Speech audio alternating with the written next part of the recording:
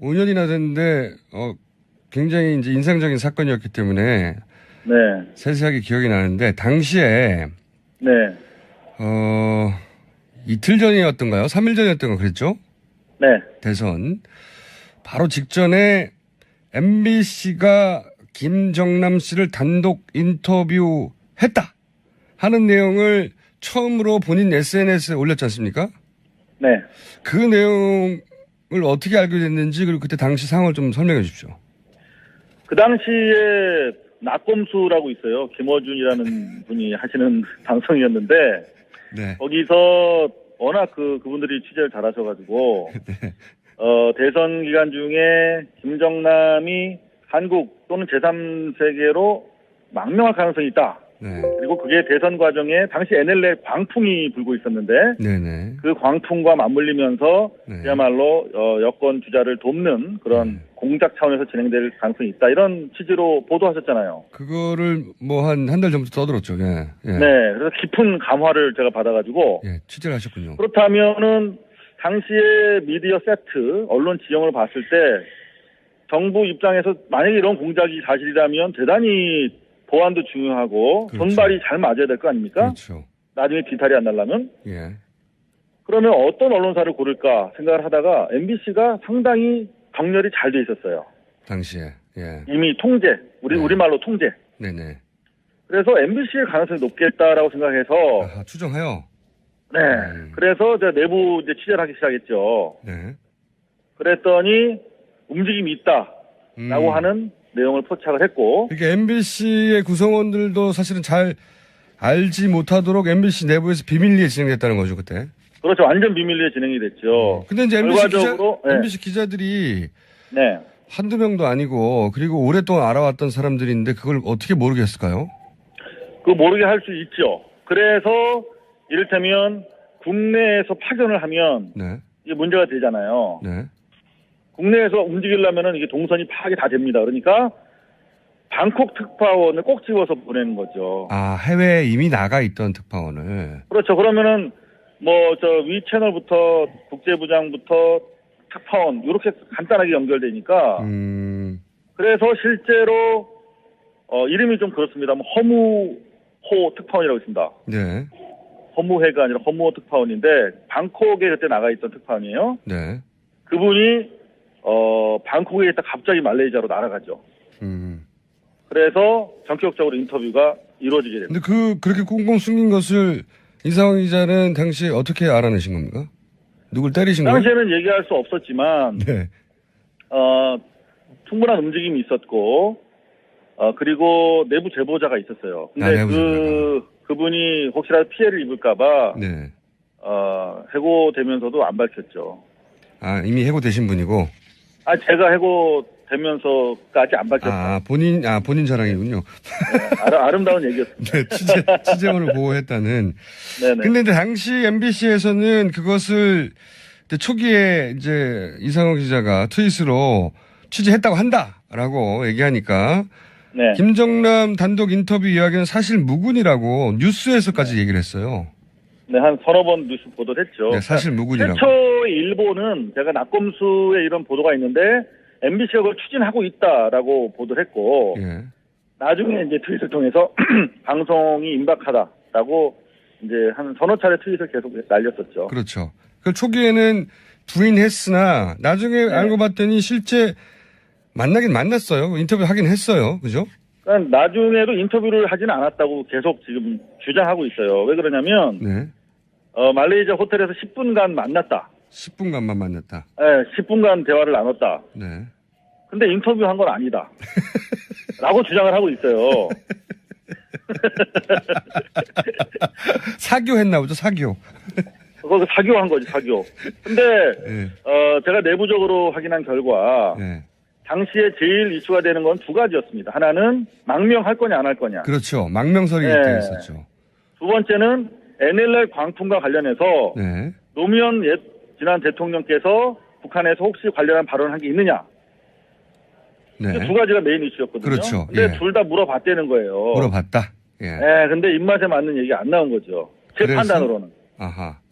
거기서부터 물어본 것까지는 팩트고 답변이 원하는 답변이 안 나왔다는 추정이신 거죠. 예. 그렇죠. NLL과 관련해서는 들은 바 없다라고 답변을 했다는 거예요. 그래서 뉴스 가치가 떨어져서 보도하지 않았을 수 있다. 그래서 저는 그렇게 보는 것인데. 또 하나의 가능성은 왜냐하면 그 김정남 같은 그 뉴스의 인물은 목격한 자체가 기사입니다. 아니 만나서 인터뷰한 자체가 기사죠. 아니 인터뷰 안 해도 돼요. 그냥 김정남 보기만 해도 기사예요. 실제로 맞습니다. 그 일이 있고 나서 1년 뒤인 2014년 1월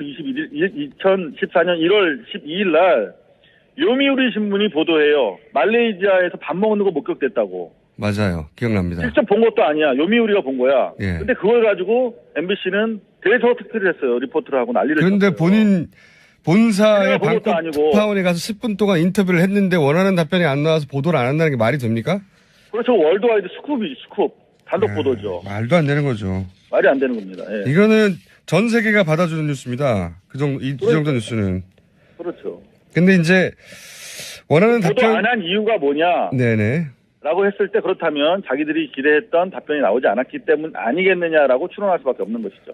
그 추론도 합리적이고요. 또 하나는 이미 이렇게 폭로되어서 네. 어떤 뉴스가 나오더라도 그것이 일종의 공작 아니냐고 하는 역풍도 그래서 가능할 상황이었기 때문에 워낙 민감한 때여서 그게 이제 플러스 마이너스 계산했더니 그다지 플러스 아니어서 접었을 수도 있죠. 워낙 이 이상호 기자의 그 트윗이 강력한 반향을 불러일으켰거든요. 사실 아니다부터 시작해가지고. 사실 허무호 특파원 얘기도 네. 자기가 김정남 씨를 만났더니 제가 이걸 트윗을 통해서 내부 폭로를 한 것을 이미 알고 있더라. 그래서 대화가 원활하지 못했다. 뭐 이런 취지로도 얘기를 하고 있어요, 사실은. 뭐 결과에 맞춰서 그럼에도 불구하고, 네네. 그럼에도 불구하고 보도를 했었어야 되는 것이죠. 만났다. 그러한 취지로 인터뷰를 했다면. 그렇죠. 만났다는 자체로 뉴스고요. 원하는 답변이 안 나왔어도 그렇게 답변했다는 자체가 어마어마한 뉴스니까. 그럼요.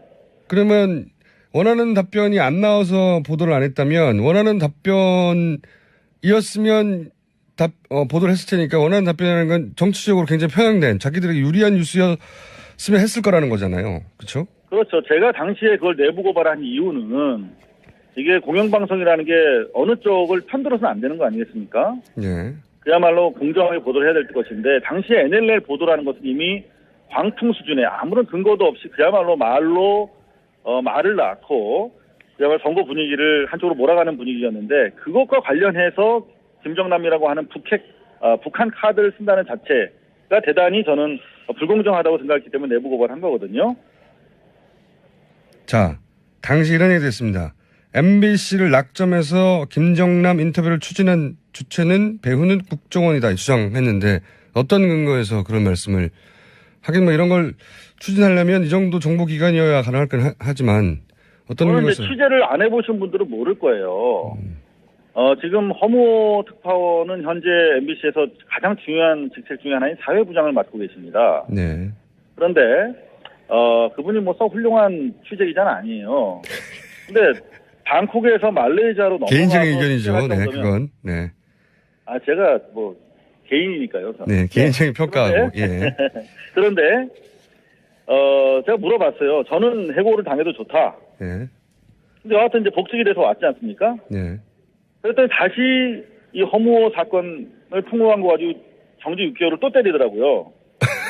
폭로한 게 언젠데요. 그러니까 해고 사안은 아니라니까 그러면 6개월을 주겠다 이렇게 한 거예요. 그래서 제가 네. 우리 노동조합이랑 같이 예. 나는 2번 해고돼도 좋은데 네. 이거는 공영 언론의 공정성과 관련해서 중요한 사안이니까 허무호의 취재 경위, 네. 지시 내용 네. 이런 것들을 밝혀야 된다. 그래서 네네. 이게 과연 불편부당하게 이루어진 취재였는지를 밝히면 나를 잘라도 좋다. 네. 기본적으로 사실관계가 파악되지 않은 상태에서 어떻게 또 재징계를 하려고 하느냐 해서 특별감사 청구를 했어요. 노조랑 저랑 같이. 네. 근데 거기에 대해서 답변이 전혀 없죠. 무슨 말씀이냐면 네. 해외에 나가서 누구를 만난다는 게 그렇게 생각만큼 간단한 취재가 아니거든요. 어렵습니다. 매우 정교한 자료가 없으면은 네. 갈 수가 없어요. 한 번 뭐 수천만 엄청난 돈을 들여서 움직여야 되는데. 저도 그거는 충분히 50% 너무 야근데 한 1000% 이해합니다. 저도 해본 적이 있어서. 예. 아, 그럼요. 예. 그래서 어렵습니다. 저는 취재를 해본 사람은 외국 제3국 내가 있는 곳에서 벗어나서 다른 나라 가서 누구를 만난다? 아유, 그 생각보다 간단치 않거든요. 아는 사람들끼리 약속해서 가서 만나도 어려운 판에. 자, 그렇기 때문에 일단은 뭐 상식적으로 이거는 정보기관이 개입했다라고 보는 것이고, 두 번째는 지금 허무호 씨는 제가 몇 차례 전화 인터뷰를 했는데 방콕에 사는 동포로부터 제보를 받았다라고 하면서도 동시에 말레이시아에서 국정원 직원과 전화 통화한 사실은 있다 이렇게 밝혔어요. 거기까지는 밝혔군요. 그럼요. 그 외국에 나가보면 사실은 그 국정원 쪽 사이드랑 그 뭐 대사관마다 다 나가 있기 때문에 네. 우리가 생각하는 것처럼 국정원 스파이 모양을 하고 막 그렇게 무서운 사람들이 아니에요. 일반인들이에요. 그냥 국정원 직원들도 다. 네. 다 호영호지하고 지냅니다. 외국에 나가면. 네. 대사관 직원이죠, 사실. 네. 그렇죠. 그래서 여하튼 당시에도 MBC 밝히지 않았지만 상식적으로 국정원이 당시에 이미 잘 아시겠지만은 어제 TV조선 보도에 따르면은 국정원이 망명을 추진했다는 거 아니겠습니까? 그러면은 그렇죠. 네. 그러면 국정원이 망명을 추진할 정도면 그야말로 김정남 주변에 한 10대 명이 계속 주시하고 있었다는 것인데 네. 그거를 허무라고 하는 뭐 특별히 뭐 취재력이 뛰어난 기자도 아닌 사람이 타고 와서 만나고 막 10분 동안 같이 있게 하고 그렇게 방치했을까요? 뭐 보고만 있었을까요? 합리적인 추론입니다. 자, 그래서 이제 당시 대선 직전에 국정원이 관리하고 있던 김정남과 MBC의 인터뷰를 추진했고 그것이 어떤 연유로든 미리 폭로되자 보도를 하지 않았다. 여기까지가 사실관계인데, 자, 이번 혹시 그 김정남 씨 피살 사건은 취재하고 계십니까, 현재? 뭐 그냥 계속 관심 두고 있죠. 네, 관심만 두고 계시나요? 뭔가 지금 정보원들 중요한 걸 취재할 때 그냥 관심 두고 있다고 표현합니다, 우리가. 아, 그렇군요. 그러면 꼬치꼬치 물어보셔야겠습니까? 오늘은 여기까지 과거 얘기를 하고요. 네. 지금 새로 터진 이 피살 사건 관련해서는 저희가 언제쯤 연락할까요? 일단 그거는 시간이 좀 걸릴 수도 있을 것 같아요. 다만 중요한 것은 네. 유로코리아 재단을 통해서 거의 10년간 박근혜 청와대 계신 분께서 네. 김정남을 아주 유력한 비선으로 활용했다고 하는 것인데 그게 보도가 됐죠. 예. 네. 박근혜의 비선은 김정남이다 이런 보도가 주간 경향에 있었습니다. 예. 자, 그렇다면 2005년에 있었던 망명 추진 그리고 그 당시에 허무호 특파원과의 인터뷰 공작과도 박근혜 측이 관련돼 있을지 여부에 대해서 확인해 봐야 되는 것이고, 두 번째는 그렇다면 다시 5년이 지나서 대선 국면이 됐고 탄핵 국면에 있어서 지금 유일하게 살아날 길은 그야말로 수구 구테타 프로 거버먼트 친박 세력을 동원한 어떤 그런 친위 구테타 말씀하시려는 거죠? 친위 구테타와 관련된 그런 지금. 내용들일 텐데 예. 그렇다면은 5년 이전 상황과 상당히 유사한 수요가 다시 발생하고 있다. 그 상황에서 동북아의 정세는 훨씬 더 첨예해졌고, 그렇다면은 적어도 중요한 것은 확실한 것은 말레이시아에 있던 세계 각국의 첩보 세력 간의 엄청난 텐션이 고조되고 있었을 것이다. 누가 한 발자국을 김정남을 어느 쪽으로 움직이려고 했는지에 따라서 상당히 텐션 변화가 있으면서 갈등이 고조됐을 것인데 그 과정에서 일어난 사건이면 분명하다. 중요한 것은 박근혜 관련성에 대해서 철저하게 조사해야 된다. 그 첫 번째 단초는 2월 24일 날 MBC 청문회에 잡혀 있습니다. 네. 그때 최소한 첫 단추인 2012년 MBC 허무호 특파원의 허무한 인터뷰 추진 계획에 대해서 진상조사가 이루어져야 될 것이다. 이렇게. 그 진상조사 결과가 나오면 저희가 다시 한번 연결하겠습니다.